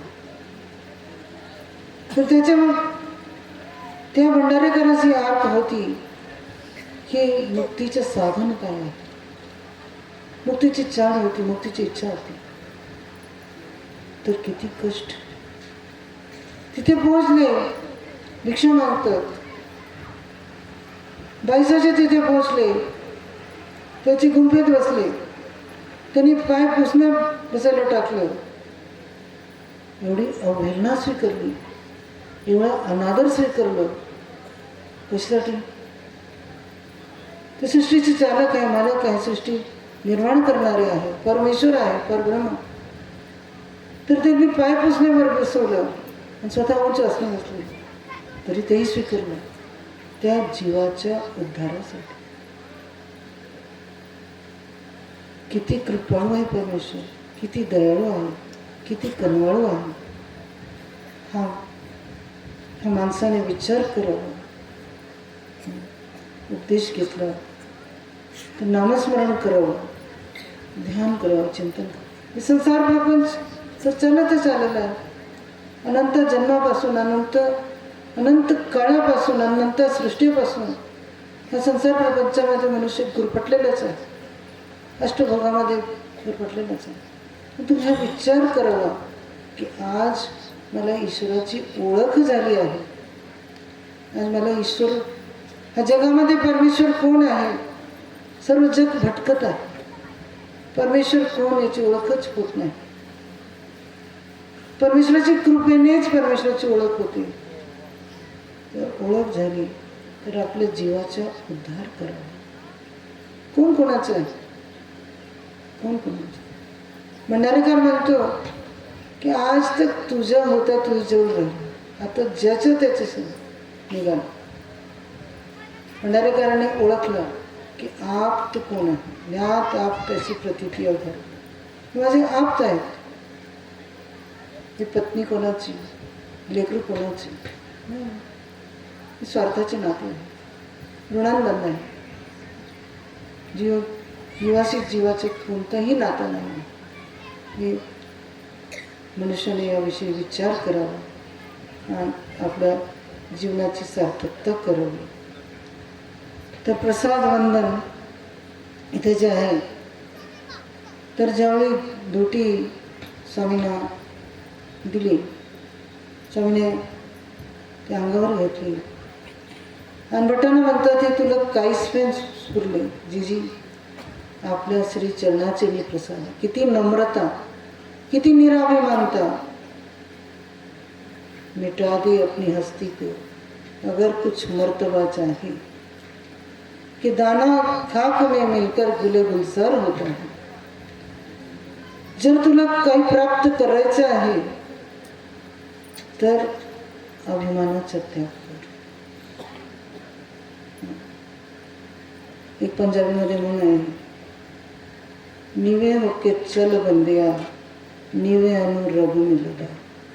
निवे अनु रघु मिलदा की नम्रतेने, निराभिमानतेने, अहंत रहिततेने जे आहे परमेश्वर. आता झाड जर फळाने भरलेलं आहे तर त्याचे जे फांदे असतात ते झुकलेले असतात. तर फळ कोणाला, म्हणजे झुकलेलं. माणूस पाणी पितो तर कसे, वाकून पाणी पितो. नदीतून पाणी घ्यायचं तर वाकून घ्यायचं. तसे जे आहे ते निराभिमानता, अहंतर रहितता, तर त्याच्याने जे आहे ती परमेश्वराची, परमेश्वराला तो प्रिय असतो. तर घटवास काय म्हणतात, जीजी आपल्या श्री चरणाचे नि प्रसादे, आपल्या श्री चरणाचे नि प्रसादे स्फुरलाचे. मला कुठे स्फुरू शकतो, आपल्या कृपेनेच मला स्फुरला की दुटीने आपलं प्रसन्न होणार. असं म्हणतात ऐसे होय विधी करता विधी स्फुरे. तो विधी करत होता, तू जे आहे माळ गुंफत होता, अलंकार गुंफत होता, तर तुला असं स्फुरलं. तर म्हणून तर वडवास म्हणतं जीजी प्रसाद नमस्कार. तर स्वामीने असे नमस्कार केलं होतं. श्री गुरुने, श्री गोविंद प्रभू श्री गुरुस्थानी, तर त्यांनी दिलेलं तर वंदन केलं. तरी प्रसाद नमस्कार केल्याने काय होते जी, तर प्रसाद नमस्कार करण्याची विधी, प्रसाद नमस्कार करण्याचे लाभ ते सांगितलं. तर प्रसाद सेवेत प्रसाद सेवेता पुरुष धर्मी दक्ष होय, ईश्वरी आर्त उपजे, अविधी परिहरे, विघ्ना उपशांती होय, विधी सबीज होय, दैव सहायते करी, अविधी अनिष्टाचा नाश करी, तामसे काळी सत्वे, गेले सत्वे, सन्निधान द्यावयाची प्रवृत्ती उपजे. तर प्रसाद नमस्कार केल्याने ते ईश्वरी आर्त उपजे. परमेश्वर या जगामध्ये आहे, स्वामी श्री चक्रधर आहे, पण कुठे आहेत? कसे भेट होणार? कसे दर्शन होणार? तर अशी आर्त उत्पन्न होते, चार उत्पन्न होते, इच्छा उत्पन्न होते. ईश्वरी आर्त उपजे,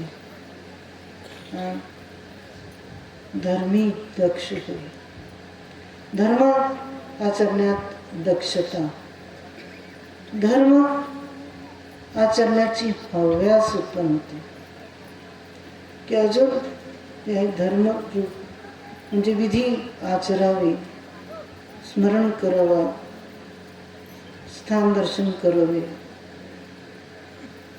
अन्नदान रूपी क्रिया करावी, भजन रूपी क्रिया करावी, सेवा करावी, दासे करावे, असे जे हुर्क उत्पन्न होते, उल्हास उत्पन्न होते.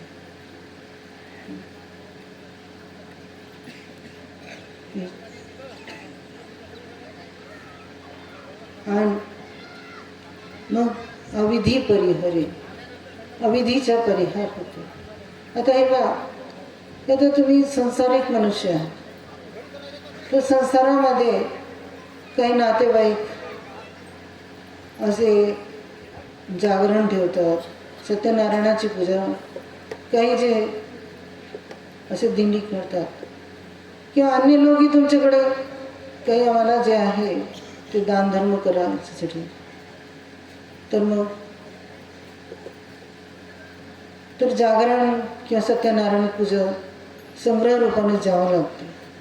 तर हे अविधी असे जे काही अविधी म्हणले, तर प्रसाद तिथून आल्यानंतर आपला विशेष चिन्हस्थळीचा विशेष प्रसाद नमस्कार करावा, त्या अविधीचा परिहार होते. आणि विघ्न उपशांती होईल. ते येणारे विघ्न आहेत, कष्ट जे आर्जलेले आहेत, जे आपल्या भाग्यामध्ये आर्जले जोडलेले आहेत, असे जे आहेत, तर ते दुर्दैवाने ते काही असे प्राप्त होणार, तर ते विघ्नाचा उपशमन प्रसाद नमस्कार केल्याने होते.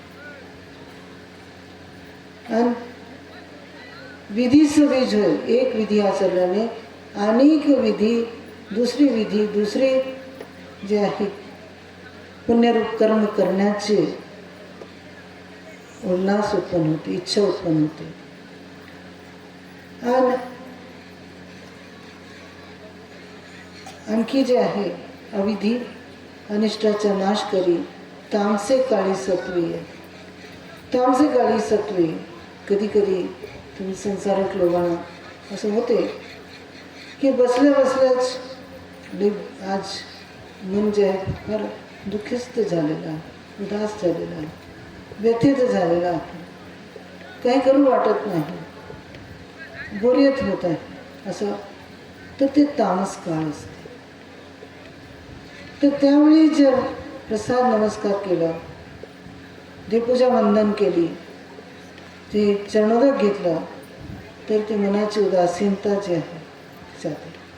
किंवा जे आहे कोणाचं देहांत झाला तर तिथे जावं लागते रुद्रभूमिकेत, शमशानात, तर तिथून आल्यानंतर ते विशेष वंदन प्रसाद वंदन ते केलं पाहिजे.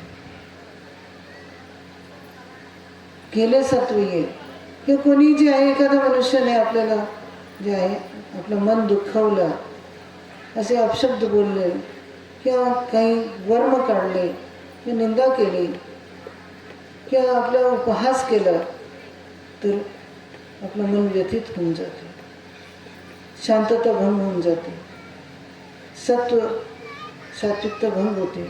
तर ते प्रसाद नमस्कार केल्याने, देवपूजा वंदन केल्याने, चरणोदक घेतल्याने ते मन शांत होऊन जाते. आणि मनात जे आहे माणूस विचार विवेक करतो, जाऊ दे त्याचं त्या माणसाचं पुढील माणसाचं असाच स्वभाव आहे, जाऊ दे. तर अशा प्रकारे विचार विवेक उत्पन्न होते. तर हे प्रसाद वंदनचे हे लाभ आहे. म्हणून स्थान वंदन, प्रसाद वंदन, देवपूजा वंदन ती केली पाहिजे. आता जेवण कसं केलं पाहिजे? तेव्हा स्वामी श्रीकृष्ण भगवंताने जे अर्जुनाला ज्ञानाचं दातृत्व केलं. अर्जुन फार विद्वान होता, परंतु स्वामी श्री चक्रधराने जे आहे ते अज्ञानाशी, ज्ञानाला तर दिला ना, माहीभट्टाला दिला, वटवासांना दिला, डाळिंबाला दिला, असे ब्राह्मण, परंतु जे अज्ञान आहेत त्यांनाही जे आहे ज्ञानाचं ज्ञान दिलं, त्यांनाही निरूपण केलं. आणि स्वामी श्री चक्रधराने छोटी छोटी गोष्ट सांगितलं. मनुष्याने बोलावं कसं, जसे वटवासांना, अरे माणसाचे हे काही बोलणे, थांब थांब. तर असे जे आहे कसं बोलावं कसं, कसं व्यवहार कसं करावा, कसं जेवावं कसं, कसं जे आहे उठावं कसं, कसं बसावं कसं, वर्तन कसं करावं, वागणूक कशी करावी, हे छोटी छोटी गोष्टी सांगितल्या. आणि विद्वानालाही नाही तर जे अज्ञान आहे त्यांनाही ज्ञान सांगितलं. श्री चक्रधर स्वामीने ते प्रल्हाद वैसा देव निरूपण डोमेग्रामी. तर प्रल्हाद वैसा स्वामी राजमठात आसनावर आसनस्थ, त्यांच्या जवळ ती प्रल्हाद वैसा एक म्हातारी बाई, अज्ञानबाई बसलेली. आणि स्वामी तिला म्हणतात, बाई देव कसं असं जाणं. स्वामींना निर्वचन प्रकरण निरूपण करण्याची प्रवृत्ती झाली. ईश्वर स्वरूप कसा आहे हे निरूपण करण्याची प्रवृत्ती झाली. बाई देव कसा असे जाणं, जी नाही, मी जाणत नाही, पण कुशावी जाणवी ती तर जाणूची. तर आम्ही जाणवावं, सांगावं, होची. तर मग स्वामी वटवासाची वाट पाहत होते. तर राजमठाच्या दाराकडे जातात आणि असे पाहतात. आता स्वामी सर्वज्ञ आहे, पण तो मनुष्य वेश धारण केलेला, तर म्हणून तसं. आणि मग वर वर धाब्यावर जातात आणि तिथे जाऊन निवासाकडेच पाहतात. वटवास निवासाला ते पूजाद्रव्ये आणावं गेले होते, काही सामान आणायला. आणि मग खाली येतात, ओट्यावर बसतात आणि म्हणतात, ते वानरेश अजूनही नाही यायची. आणि परत ते प्रल्हाद वैसाला, बाई देव कसं असं जाणं, जिची नेण्याची, पण कुशावी जाणवी ती तर जाणूची. परत ते दरवाजाकडे, परत निवासाकडे असे पाहतात, परत धाब्यावर जातात आणि परत राजमठावर येऊन ओट्यावर बसतात. तर वानरेश अजूनही नाही यायची. परत तिला म्हातारीला तिसरी वेळ विचारतात, बाई देव कसं असं जाणं, तिची नेण्याची, पण गोशावी जाणवी ती तर जाणूची. तर जाणवावं, सांगावं, होजी. मग गोशावी त्याचे निरूपण करतात. आता ते अज्ञान म्हातारी, तिलाही परमेश्वर कसा आहे हे विशेष. बाई देव मातीचा नव्हे, देव मातीचा नव्हे, देव पाषाणाचा नव्हे, देव चित्रीचा नव्हे, देव धातूचं नव्हे, देव पाटीचं नव्हे. मातीचं तो विरघळेल, काष्टाचंही नव्हे, काष्टाचं तो तुटेल, आणि पाषाणाचं तो फुटेल, आणि चित्रीचं तो फाटेल, आणि पाटीचा तो पुसेल, आणि धातूचा तो झिजेल, आणि देव तो अच्छेद्य अभेद्य. देवाच्या तर कोणी छेदभेद करू शकत नाही, तोडमोड करू शकत नाही. परमेश्वर स्वरूप नित्य आहे. परमेश्वर स्वरूप नित्य आहे. त्याच्यावर छेदभेद होऊ शकत नाही, त्याची काट कुठे होऊ शकत नाही. तर असे स्वामीने जे आहे ते म्हातारीला निरूपण केलं, अज्ञानानंही निरूपण केलं, लहान मुलीला सुद्धा निरूपण, कावचिवची गोष्ट सांगितली. तर अशा प्रकारे तर परमेश्वर स्वामी श्री चक्रधर मी आता जेवायचं कसं ते पण, झोपायचं कसं त्याविषयी. तर जेवायच्या डोमेग्राम रेमनायकाच्या आवारात तिथे जे आहे नाथोबा, वडोबास आणि भक्तिजन हे. तर जेवत असताना तर नाथोबा स्वामीच्या जवळच बसलेले होते आणि ते चवी घेत घेत जेवत होते. तिथून निघाल्यानंतर स्वामी नाथोबाच्या खांद्यावर श्रीकर ठेवतात आणि विचारतात, तू जेवत असताना तू आम्हाला आठवत होती, आमची आठवण होती तुला? नाही जी. तर तिथे शिक्षापन करतात, तिथे शिक्षापन करतात की तुम्हा शयनासनी भोजनी परमेश्वरची व्हावा की नाही, तुम्हा शयनासनी भोजनी परमेश्वरची व्हावा की नाही. तुम्ही झोपताना, जेवताना, उठता बसताना आम्हाला आठवत राहा, आम्हाला आमची आठवण करत करतच जेवावं. हे पहा, मनुष्यावर परिणाम कशाकशाचे होते. जे पुष्कळ लोक असं ते आमच्याजवळ म्हणतात की स्मरण करताना मन लागत नाही. कधी तर खूप चांगल्या प्रकारचं स्मरण होते आणि कधी बिलकुल मन लागत नाही. तर हे असं कारण काय आहे? तर मनुष्याच्या मनावर परिणाम जे आहे ते अन्नाचे होते. मुख्य जे आहे अन्न. कलियुग हा राजसामास युग आहे. मनुष्य राजसामास आहेत, अन्न राजसामास आहे, वातावरण राजसामास आहे. त्यांच्यासोबत उठणं बसणं ते माणसाचं तेही राजसामास.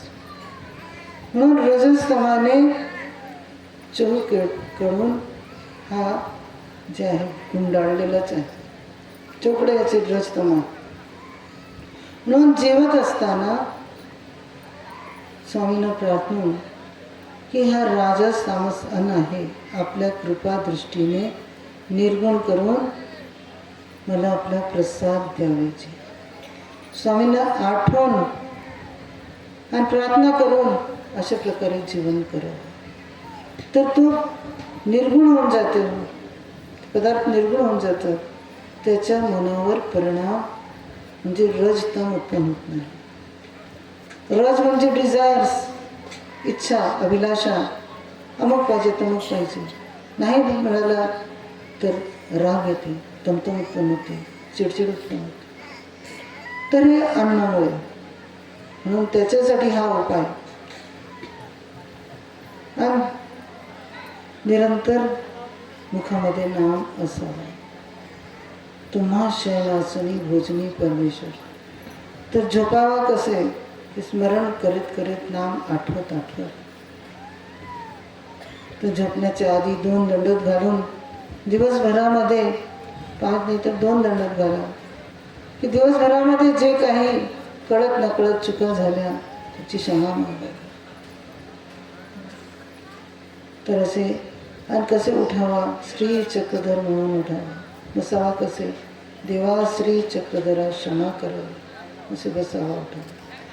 तर उठता बसता नामाचं स्मरण करत राहा. पिंपळगाव पिंपळगाव इथे साधारण स्वामी म्हणतात की येणेसीच झोपावे येणेसीच उठावे. आमचंच नाव आठवत आठवत झोपी जावं आणि उठताच झोप उघडताच पहिलं नाम घ्यावं, मुखामध्ये नाम असावं. तर येणेसीच झोपावे येणेसीच उठावे. तर झोपीचा काळ तोही लेखी लागते, तोही लेखी लागते. म्हणजे ईश्वर स्वीकारांत दुसऱ्या जीवाचे निकडे. तर स्मरण करत करत झोपलं तर जे आहे ते झोपीमध्येही ईश्वराचं नाम. कसे की अर्जुन रुक्मिणी मातेला दाखवलं. अभिमान परमेश्वर कोणाचं सहन करत नाही. रुक्मिणी मातालाही अभिमान आला होता, रुक्मिणी असालाही. तर श्रीकृष्ण भगवंता रुक्मिणी माताला म्हणतात की चला आज अर्जुनाच्या भेटीला जाऊ. अर्जुनाच्या भेटीला निघाले आणि अर्जुन आपल्या शयन कक्षामध्ये होते. चला शयन कक्षामध्ये जाऊ. तर तिथे गेल्यानंतर अर्जुन झोपलेले होते आणि त्याच्या श्वासामध्ये श्रीकृष्ण श्रीकृष्ण श्रीकृष्ण. रुक्मिणीने पाहिलं आणि म्हणजे माझ्यापेक्षा अर्जुनाचं प्रेम जास्त आहे. झोपेतही श्रीकृष्ण श्रीकृष्ण. तर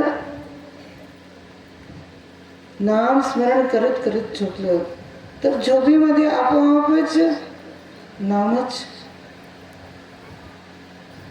आमचे गुरुबा तर त्यांनाही मी पाहिला झोपेतही त्यांचं श्रीचांद असं नाव असं त्यांच्या श्वासामध्ये असं. तर असे जे आहे अष्टोप्रहर स्मरण लिखिलं झोपावा तर असं झोप. तर त्याच्याने जे आहे ईश्वराचे स्वीकारांत एक प्रहर ईश्वराचे स्वीकारांत पडलं तर पुंसवंत यानी ईश्वर प्राप्ती होते. तर हे जेव्हा अनुसरण घेऊ, जेव्हा कपडे बदलू, जेव्हा मार्गात जाऊ तेव्हा स्मरण करू, तेव्हा स्मरण लेखी लावू नाही.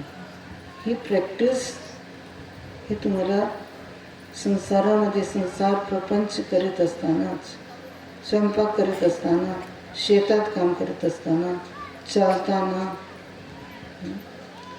धुना धुत असताना ते नामस्मरण करीत राहायचं. व्यापार धंदा करीत असताना, ऑफिसमध्ये बसले असताना तर नाम आठवत राहायचं. तेव्हाच ही वळणी पडते. एकाएकी नाही, वसं बदलले की झालं. तसेच जे आहे राग द्वेष काम क्रोध मद मत्सर ह्याचंही हे षड रिपू आहे, षड शस्त्रू आहे. तर यांना जिंकायचं आहे.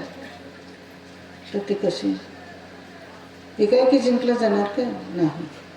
कर्मराटीमध्ये संसार प्रपंच करीत असतानाच जे आहे सहनशीलता धैर्यता ती मनुष्यामध्ये, शांतता तमरहितता क्षमाशीलता हे गुण असावे. हे राजन मी पृथ्वीपासून हे गुण घेतले. श्री दत्तात्रय प्रभू म्हणतात की पृथ्वी सर्व जे आहे पायाने तुडवतं, त्याच्यावर घाण करतं, त्याच्यावर पाया घरच्या पाया खांबतं, विहीर खांबतं, तलाव खांबतं. आणि काही जे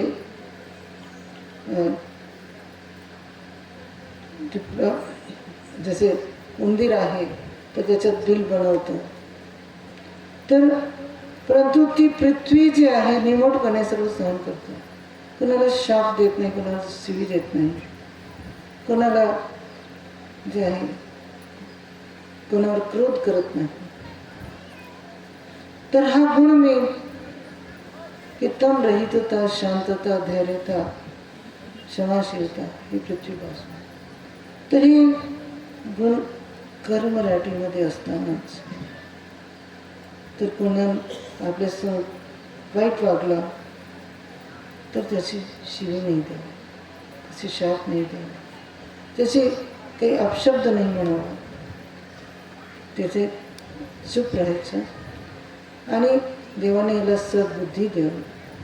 कोणी आपल्यासंग वाईट वागला, कोणी आपल्याला धोकाधडी केली तर देवाने त्याची जे आहे सद्बुद्धी द्यावी असं. पण तर ही गुण कर्मराटीमध्येच म्हणजे ही राग, द्वेष, काम, क्रोध, मद, मत्सर याचे हे षड रिपू ती कर्मराटीमध्ये असते. जिंकायचं आहे, त्याची सवय इथेच पाडायची. एका घरामध्ये राहत असताना आपसामध्ये प्रेम असलं तरच शेजारच्याशी प्रेम, तर शेजारच्याशी तर सर्वच प्राणी मात्र तर भूत मात्र देहाभाव ते असावा. परमेश्वराचे गुण ते आपल्या जीवनात उतरायचे. पुष्कळचं मी बोलले,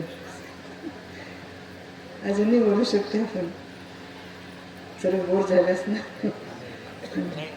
श्री चक्रधर स्वामी की जय. तर याची शुभेच्छा देत खूप सुंदर कार्यक्रम सर्वांनी शांतपणे ऐकलं. पण तर काही कोणाला शब्द वाईट लागले असं क्षमा करावी आणि गुण जे आहे ते ग्रहण करावं. तर अशी मी इच्छा बाळगते की काही सर्वांची जे आहे ऊर्ध्वगती व्हावी आणि शांतता लाभावी. अशांत वातावरण आहे सर्व जगाचं. तर जगामध्ये शांतता आणि सप्तव्यसनाचा त्याग आणि अष्टप्रहर स्मरण, ध्यान, चिंतन जास्तीचे जास्ती देवधर्म आणि षड रिपूसी जिंकावा अशी इच्छा करीत आणि अनुसरणाची वाटचाल, मोक्ष मार्गाची वाटचाल करावी. वेदवंत आहे त्यांनी बोधवंतांना बोध व्हावा, बोधवंत आहे तर त्यांना त्याग घडावा, अनुसरण घडावा अशी इच्छा करीत मी आपले 2 शब्द संपवते. शुभेच्छा देत आमचे लाडके विनवणी